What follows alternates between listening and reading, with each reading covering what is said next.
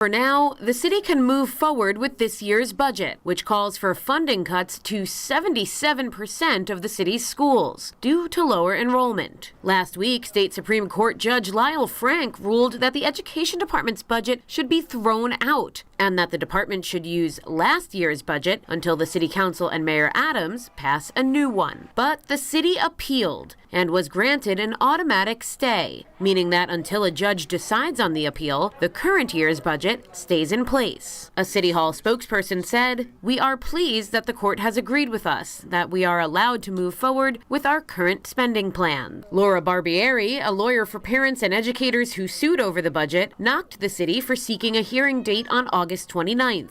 Less than 2 weeks before school starts. This will further delay the chaos that the city repeatedly cited in its brief and prevent principals, teachers, and parents from knowing what their school budgets will look like until the appeal is heard on August 29th, 2022, Barbieri said. In its appeal, the city argued that in order to use a prior year's budget simply isn't feasible. It is destabilizing at a bare minimum to turn back the clock on spending as if this year never occurred, pretending that the DOE is still flush with federal pandemic relief and that student enrollment remains at past levels, the appeal reads. The order from Judge Frank was unusual. The word has been used unprecedented. George Sweeting is the acting director of the city's independent budget office. While the judge ordered the DOE to spend as it did the prior fiscal year, the department simply had not been allocated that much money. You would have eventually wound up with a situation where the city was spending at one level but only had the resources of a different level. The money would have to come from somewhere, either more revenue or another agency's budget. This idea that you can just pull out the Department of Ed and leave everything else alone really doesn't hold. Jillian Jorgensen, New York One.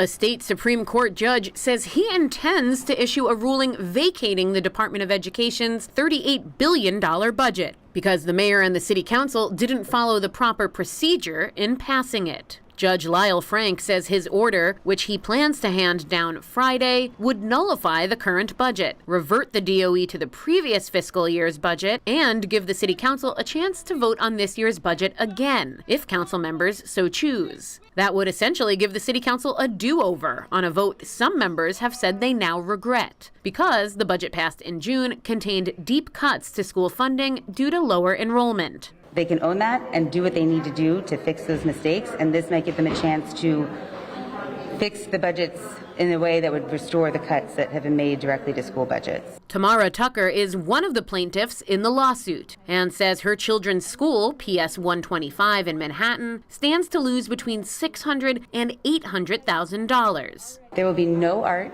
no music, no outside enrichment. There is a struggle to get enough paraprofessionals for the students who have mandated IEPs. But the lawsuit is not actually focused on the cuts. Instead, the plaintiffs argue the city violated state education law by failing to have a hearing and vote of the Panel for Educational Policy on the education budget before the city council passed the overall city budget. And the judge seemed inclined to agree. While the city issued an emergency declaration to bypass the panel vote, he said there didn't seem to be a good reason for it. It's called an emergency declaration. It really should be an emergency, Judge Frank said. Frank said he wanted to craft his ruling so that it would nullify the education department budget, but not the entire city budget. The city's attorney argued that wasn't possible, but attorneys for the plaintiffs disagree. There's a specific law about the education budget. It's not in the city budget law, it's in the education law. Ultimately, Frank asked both sides to offer up their suggested language for an order that would help him not to, quote,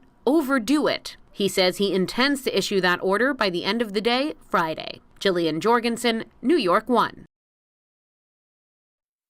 Adrian and I have been talking since before the budget was passed. We have been talking. We have not stopped talking about this issue and some other issues around this. She's a great partner. There is no agreement thus far. But sources tell New York One the Adams administration and the city council, led by Speaker Adrian Adams, are close to an agreement that would move $250 million in funding to schools that have seen steep budget cuts due to decreased enrollment. I've had fruitful conversations with the speaker about how do we deal with the crises that we're having in education around the decrease in enrollment and some other real financial crises. Adams said even if a deal is reached, there's no new money, and any relief will have to come from somewhere else in the budget. Principals are given funding to run their schools, and some of that funding is earmarked for a specific reason. And if we could come up with a way of saying, instead of you just having to use it on that specific reason, that you could use it for something else that you want to free you up, that's a conversation we could have. The negotiations come after both sides already agreed on a nearly $100 billion city budget, which included a reduction of $215 million in funding to schools that have seen their enrollment decline. That comes after 2 years of the de Blasio administration choosing not to decrease budgets when schools lost students, using federal stimulus money to keep their budgets steady during the pandemic. While the reductions have been in the budget since February, when they were first reported by New York One, they garnered more widespread attention when individual school budgets were released. Parents have protested, and some council members who voted for the budget have rallied against the cuts and even apologized. At the school level, the cuts have meant that principals can afford to hire fewer teachers. While those teachers aren't laid off, it does mean they must find new positions at schools with vacancies, and can mean that the schools who let them go face larger class sizes or the loss of programs the teachers led. Jillian Jorgensen, New York One. With the start of the school year coming this week, the City Council is hoping to put some pressure on Mayor Eric Adams to restore millions of dollars in funding they collectively slashed from this year's budget.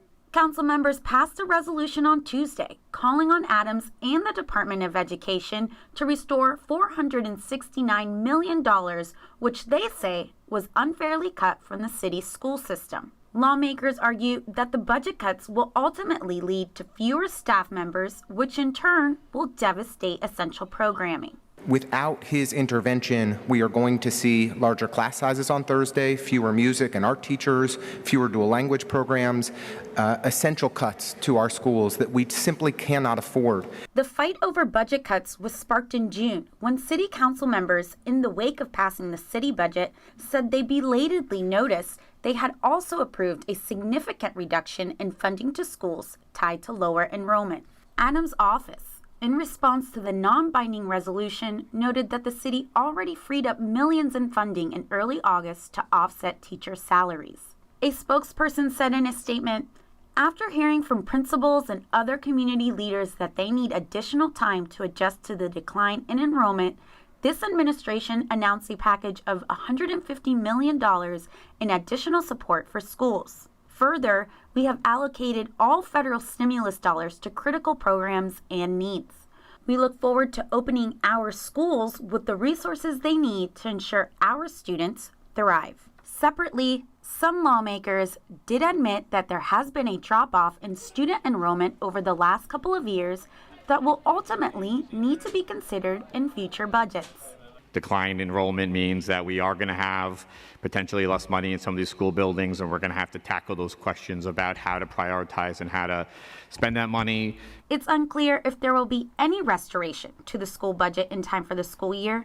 Meanwhile, a lawsuit to bring back the funding is tied up in court with the next court date set for September. Kelly Mena, New York One. That they understand after we vote today, this is not a game. A budget battle intensifying between the city council and Mayor Eric Adams. On the line, nearly $500 million in public school funding. School starts this Thursday. We are at our 25th hour. Council members came together for a special session Tuesday morning for one reason. They unanimously passed a resolution demanding the mayor and school's chancellor restore $469 million for city schools. Excess teachers, special programming, art, music, and those things make a difference in their child's lives. Rita Joseph is the council's education chair. Joseph maintains she and fellow council members were misled during last spring's budget negotiations in terms of how deep school funding cuts would be. Initially, when we first got the report and we asked, there was initial 131 and it wasn't supposed to affect public programming. It's very clear through this process how both untransparent the Department of Education has been with information that they've shared with this body, with the public. Over the summer, there were protests and even a lawsuit challenging the changes in school funding. The lawsuit filed by teachers and parents is currently pending in court as the Adams administration and the council continue negotiations. I didn't go on vacation. I stayed to make sure that I continued fighting in case I was needed to run to the table and negotiate some more. The mayor's office maintains school funding is based on school enrollment, and this year's budget reflects a decline in students. This summer, the mayor defended his position. Schools are going to open on time with resources and services. We are not going to disrupt the school year. We need to be really clear on that. And we did receive a statement from a spokesperson at City Hall this afternoon saying, quote, after hearing from principals and other community leaders that they need additional time to adjust to the decline in enrollment, this administration announced a package of $150 million in additional support for schools, end quote.